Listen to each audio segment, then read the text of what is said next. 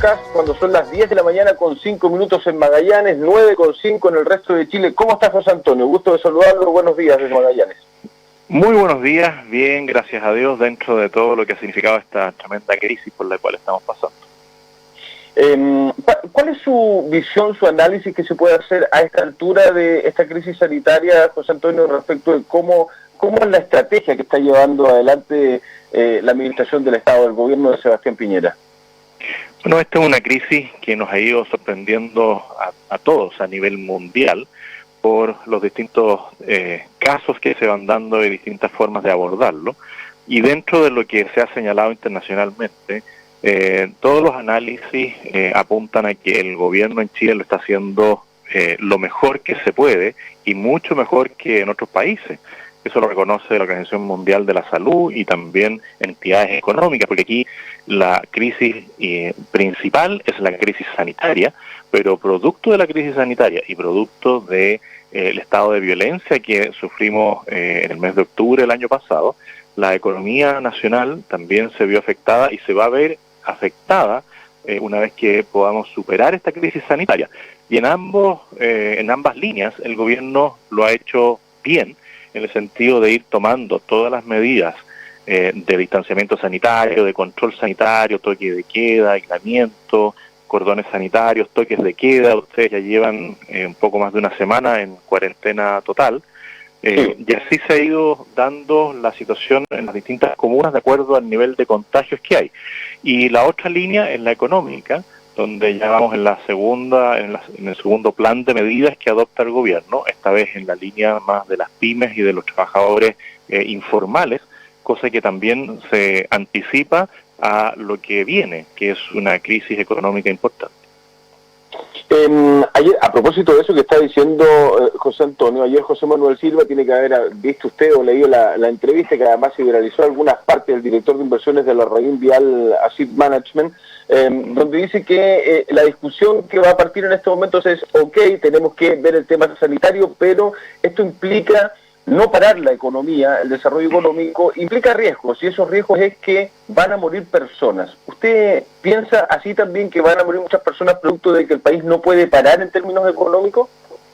Pues más allá de los dichos, que uno puede discrepar de la forma o el momento en que se señalan, lo que ha pasado en el mundo entero es una realidad evidente, que hay muchas personas que producto del contagio y del no cumplimiento de las medidas de distanciamiento social han fallecido.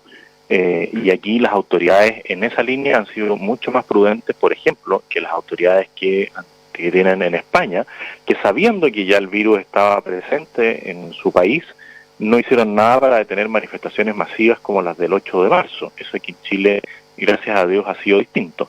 Pero en lo que él apunta es que las economías en algún momento tienen que volver a moverse, porque si no es inviable que el país pueda mantener la calidad de vida que teníamos antes. Y al empeorar la calidad de vida y que las personas no cuenten con las condiciones mínimas para poder vivir, claramente el riesgo de vida aumenta.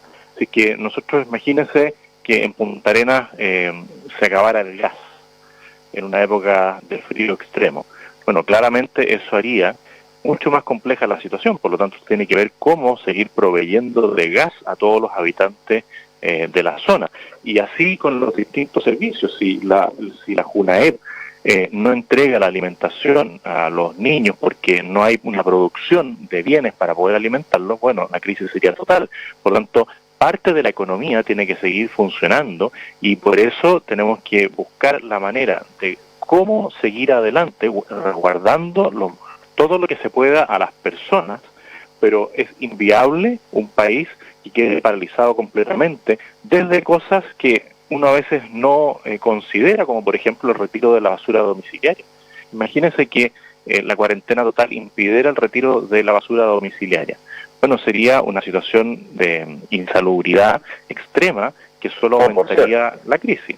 Por lo tanto, uno tiene que evaluar y analizar los dichos conforme a la realidad que ve en los distintos países del mundo. Se viralizan muchas veces estos dichos por sectores políticamente opuestos al modelo que nosotros tenemos en Chile, que es un modelo abierto de economía social de mercado, que ha dado muestras de progreso y de desarrollo como ningún otro país del mundo. Tendríamos que analizar, una vez que pase la crisis sanitaria, cómo la sobrellevan países como Argentina, Perú, Bolivia, que son los países de nuestro entorno, y yo estoy seguro que nosotros vamos con todo el drama y con toda la cantidad de personas que ya han fallecido y que pueden fallecer, vamos a haber superado la crisis sanitaria de mucho mejor manera que nuestros países vecinos, y de todas maneras vamos a tener posibilidades de recuperarnos económicamente antes que ellos. Eso no es lo que dicen los números en estos momentos. La información sí habla de que hay países como Ecuador, donde la crisis es realmente extrema, con muertos en las calles, lo que ha pasado la pandemia en términos graves en Brasil, pero nosotros estamos segundo en este, entre comillas, José Antonio, ranking, ¿no?, de países con mayor cantidad de contagios. Eso lo vamos a tener que ver 2, 3, 4 meses más cuando ya pase esta pandemia y veamos qué país salió mejor parado o manejó mejor la crisis, ¿no? Por eso, no, en eso toda la razón. El punto es que en Chile la información se transparenta al instante.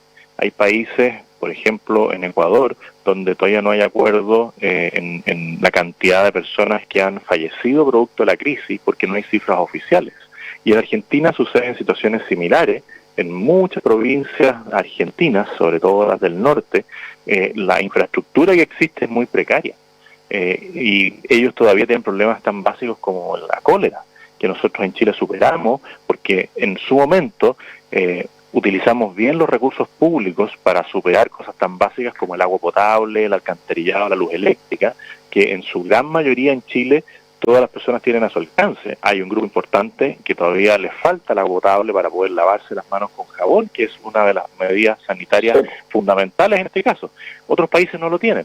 Por lo tanto, el tiempo, como dice usted, dirá quién enfrentó mejor la crisis, pero lo que sí podemos decir al día de hoy es que organismos internacionales, que no necesariamente son de la línea de nuestro gobierno, han dicho que aquí las cosas se han hecho bastante bien.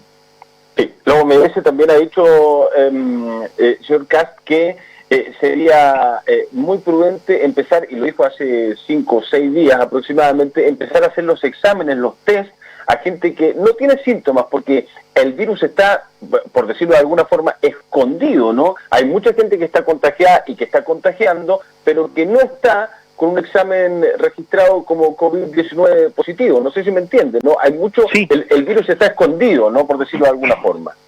Eso es cierto, y qué más quisiera cualquier autoridad que poder hacerle la mayor cantidad de exámenes a la mayor cantidad posible de gente, hacer una especie de barrido por distintos sectores para determinar cuál es el nivel de contagio real. Pero para eso usted tiene que tener primero los test de buena calidad, porque lo que sucedió en España, por ejemplo, donde se aplicaron miles de test importados desde China, se dieron cuenta de que el test no servía para lo que estaba pensado.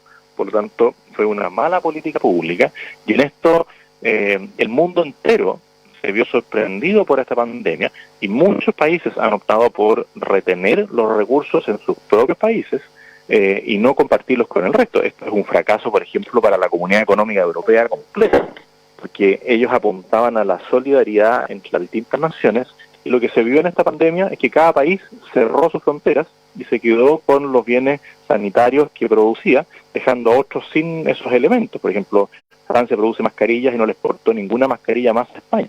Bueno, así se van dando las cosas en una situación como esta, pero usted tiene razón, que lo mejor, y eso también lo ha dicho la OMS, es testear todo lo que se pueda, pero con las herramientas adecuadas para ello. Si no, se comete una negligencia que termina siendo culpable de evaluar a personas que el test dice que no están contagiadas, pero que después de 5 o 6 días se dan cuenta que sí lo están. ¿Cree que finalmente va a haber plebiscito en octubre, o esta crisis va a ser tan potente en términos sociales y económicos que podría volver a posponerse el plebiscito, que lo íbamos a tener ahora en un par de semanas más, 26 de abril, y se corrió para octubre? Bueno, nosotros como Partido Republicano hemos sido los que más fuerte hemos levantado la voz, primero para señalar que en abril era absolutamente inviable realizarlo, a pesar de que algunos decían que este era un virus fantasma, que era solamente un invento. Eso es algo que nos decían en marzo. Nosotros detuvimos nuestras actividades públicas el 13 de marzo, cuando ya veíamos que era peligroso hacer reuniones públicas, y desde ahí en adelante comenzamos a decir que había que suspender el plebiscito sin fecha clara hasta que la autoridad sanitaria determinara que estábamos libres de peligro de contagio.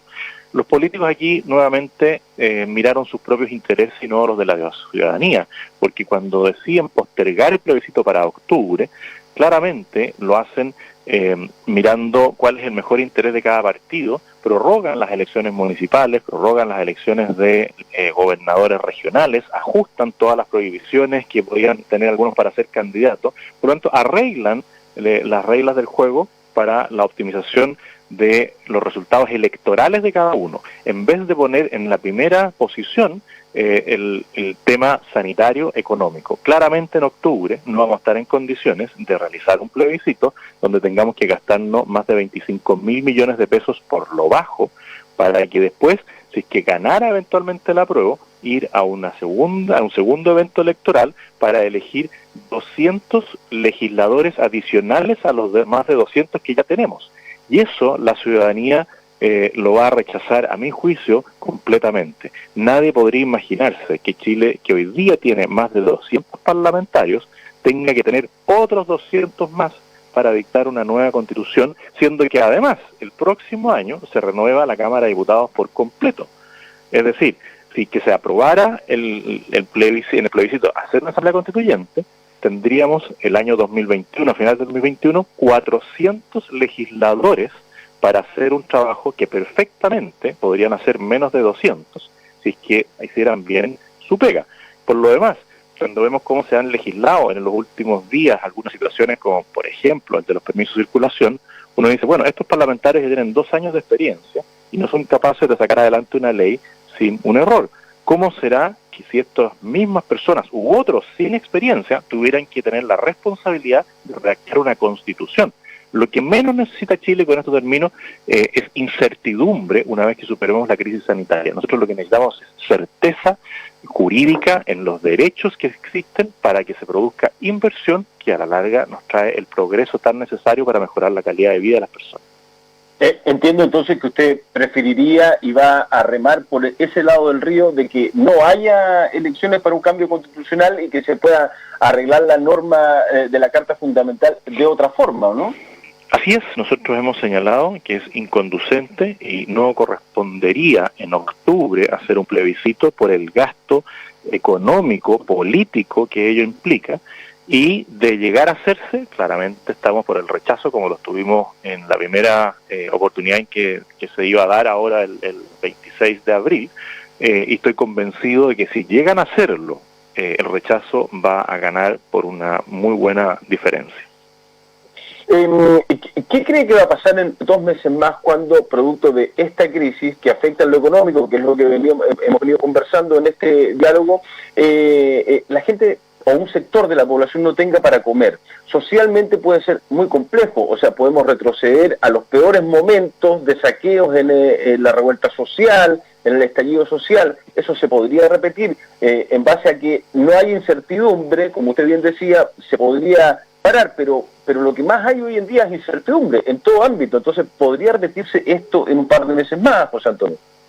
Bueno, primero digamos que las situaciones son distintas, porque los saqueos que vivimos después del 18 de octubre, en su gran mayoría eran inducidos por intereses de ideologías de izquierda, inducidos por personas que se dedican al delito como el narcotráfico, que eran los que impulsaban los saqueos para que después personas que vivían en los entornos dijeran, bueno, si ya abrieron y si ya está todo el mundo sacando, es una oportunidad. Era como la ley del vivo, por así decirlo. Pero nos estaba dando una situación como la que podemos tener ahora, que es una situación distinta. En esa línea de lo que viene para adelante, lo que haga el gobierno en este periodo para suplir la falta de trabajo, la falta de ingresos, es fundamental. Y también va a haber que reevaluar muchas situaciones. Por ejemplo, ahí en Punta Arenas se cerró la mina invierno. La mina invierno generaba una cantidad de ingresos muy importante para muchas personas, y es algo que si se puede reevaluar de acuerdo a lo que se pueda plantear en los tribunales, en el medio ambiente, y que se haga de manera responsable, va a ser muy importante volver a recuperar fuentes laborales para precisamente evitar situaciones catastróficas como las que se pueden vivir en otros países de hambre. Nosotros tenemos todavía una buena organización desde el Estado para suplir estas carencias de las personas. Tenemos una buena red instalada a nivel educacional, a nivel de salud, de los CEFAM. Se puede canalizar en parte la ayuda más social, si es que esto se quiere hacer, pero tiene que ser de manera muy responsable para evitar abusos de personas inescrupulosas. Las situaciones, a mi juicio, son distintas. Las Fuerzas Armadas y de Orden han recuperado gran parte de la valoración que tenían las personas respecto de ellas, porque lo que ocurrió después del 18 de octubre es que vino como una avalancha de críticas a instituciones que siempre han sido ejemplares. Y hoy día las personas están dando cuenta que los que más arriesgan su vida son, por un lado, los médicos, todo el grupo de sanidad, enfermeros, etcétera, servidores públicos que a veces pasan desapercibidos, como las personas que trabajan en los supermercados, en las cajas, en los reponedores, las personas que retiran la basura domiciliaria, han subido, ¿no es cierto?, en el afecto que le tienen las personas hoy día, y sobre todo las Fuerzas Armadas y Carabineros, que asumen un rol de control para que esta situación no se salga del carril. ¿Qué le parece esta concesión de indulto general que presentó el presidente, que ha pasado por el Parlamento y que concede este indulto general a un grupo de 1.300 reclusos por la emergencia del COVID-19, donde va a quedar gente para que vaya a cumplir sus condenas a sus domicilios, pero dentro de estos 1.300 hay gente que está relacionado con violaciones a los derechos humanos, que tiene sentencias por violación a los derechos humanos? ¿Qué le parece este indulto para ir a cumplir la pena a la casa, a su hogar, al domicilio? Bueno, internacionalmente esto se ha dado porque todas las cárceles a nivel mundial en la mayoría de los países subdesarrollados están sobrepobladas, están colapsadas, por lo tanto es una medida sanitaria adecuada. Lo que no es adecuado de lo que ocurrió en Chile es que haya una discriminación arbitraria respecto de adultos mayores, porque aquí estamos hablando de que esta es una medida sanitaria para personas mayores de 70, 75 años, y en el caso de los presos militares, la mayoría de ellos son adultos mayores, muchos de ellos en enfermedades que los hacen mucho más propensos a contraer el virus, enfermedades crónicas, otros de ellos que están en situaciones de demencia senil, por lo tanto muy contrario a la discriminación que se realizó por parte del gobierno.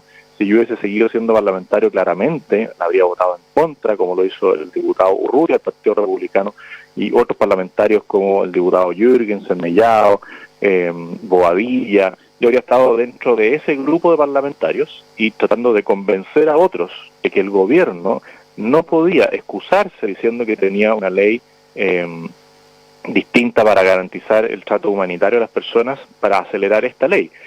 Porque ya sabemos cómo se va a plantear la izquierda en esto. Para la izquierda lo que busca no es la justicia, sino que la venganza.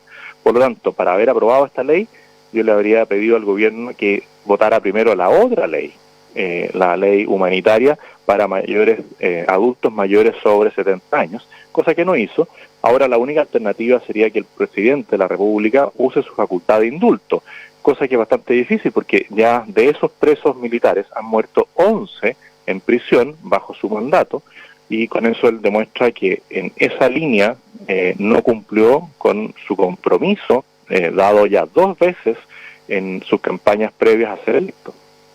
Eso le iba a preguntar respecto de ese mismo tema, señor Castro. O sea, Piñera se comprometió con familiares de presos que están cumpliendo penas por violación a los derechos humanos, de que iban a salir, o que iban a salir de la cárcel a cumplir esas sentencias en sus hogares, y eso finalmente no lo cumplió en ninguno de los 2 periodos. Yo imagino que hay molestia dentro de familias de estas personas que están cumpliendo sentencias. Decepción, sí, más que molestia, frustración, decepción, porque en su primera campaña él hizo una reunión ampliada muy grande en el Círculo Español, donde yo no estuve presente, pero donde se comprometió a que se iba a cumplir con el Estado de Derecho. Él no planteó ninguna salida que no estuviera dentro del marco legal. Se hablaba de indultos humanitarios para personas con enfermedades crónicas, con situaciones de terminales de vida, se hablaba de medias prescripciones, de los beneficios penitenciarios de manera igualitaria para todas las personas que cumplían condena, y nada de eso ocurrió. Y en la segunda oportunidad, donde sí me tocó ser testigo de una reunión en la que participó su ex ministro del Interior, Andrés Chadwi, y su actual subsecretario del Interior, Francisco Gali, los cuales se comprometieron a avanzar en la misma línea que ya se había planteado y no cumplido en la primera ocasión. Y eso produce frustración, decepción, porque se juega con la ilusión de las personas para comprometerlos con una votación determinada y luego, una vez más, eso no se cumple.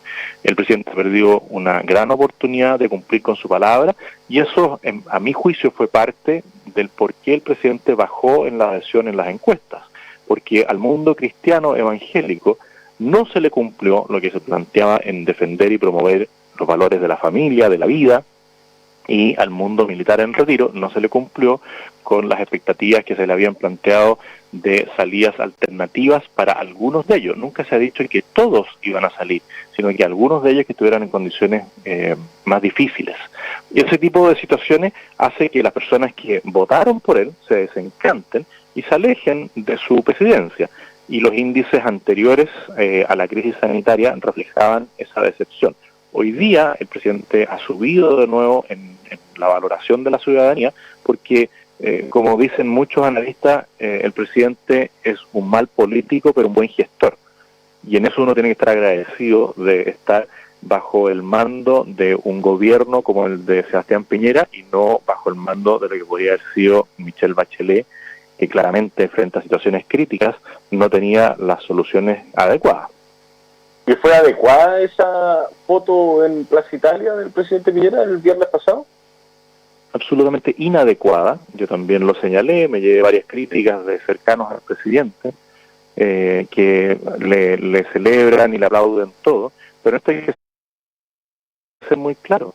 No había ninguna necesidad de ir a tomarse una fotografía a la Plaza Baquedano, y señalar además que se hacía con el fin de enaltecer la labor de carabineros y de los militares que estaban presentes, porque eso no se dio. Él debería haber instaurado el orden público a partir del 18 de octubre, no ahora.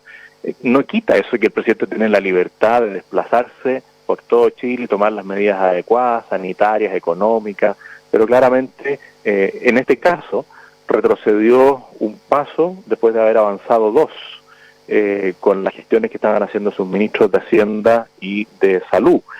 Cuando hay ministros que lo están haciendo muy bien, lo mejor es que puedan seguir actuando en esa línea y no entorpecer con ninguna acción que además es tomada de inmediato por esta oposición obstruccionista que tiene para mostrar solamente lo negativo. Ellos no han sido capaces de mostrar nada positivo en todo lo que se ha hecho en temas sanitarios, en temas educacionales, en temas laborales, económicos, y solo usan estas acciones del presidente para denostar, para criticar. Por lo tanto, no hay que darles material para que lo puedan hacer, y en eso el presidente tiene la mayor responsabilidad. Lo último, pasó volando el tiempo. ¿Cómo está trabajando el Partido Republicano acá en Magallanes? ¿Ya se está coordinando, se está organizando? Sí, bueno, a todos nos ha afectado el tema de no poder estar haciendo reuniones, haciendo visitas, recorriendo Chile, pero hemos adoptado la modalidad virtual y hemos seguido avanzando. Ya hoy día estamos constituidos legalmente en 4 regiones, tenemos los procesos casi listos en 2 regiones más, que es la región de los lagos y la región de la Araucanía. Esperamos próximamente, esta semana que viene, presentar los antecedentes de Biobío y de Valparaíso, y de ahí enfocarnos a las regiones que nos ha costado un poco más. En Punta Arenas nos ha costado un poco más, cosa que ha sucedido con todos los partidos políticos, pero esperamos de aquí a fin de año haber cumplido la meta y ya poder estar constituidos a nivel nacional para poder estar presentes en todas las próximas elecciones que vengan.